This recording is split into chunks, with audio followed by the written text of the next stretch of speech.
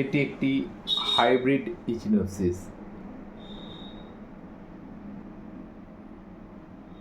দেখছেন ক্যাকটাসের ফুল, আর এই ক্যাকটাসটির নাম হাইব্রিড ইচিনোপসিস।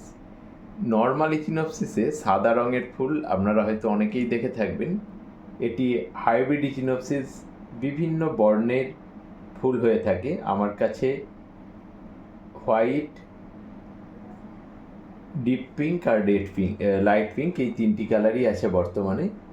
হলুদ কালারও ছিল, এই মুহূর্তে অ্যাভেলেবেল না সেটা।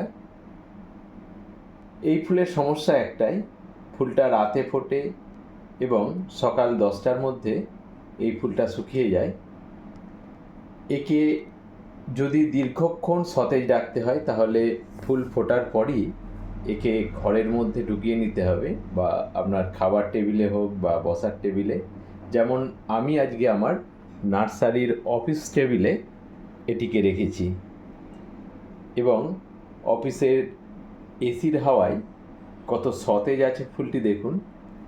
এবং আজকে সারা দিনই এইভাবে সতেজ থাকবে। আপনারা দেখছেন পুষ্পরানী নার্সারির একটি প্রস্ফুটিত ইচিনোপসিস ক্যাকটাসের ফুল।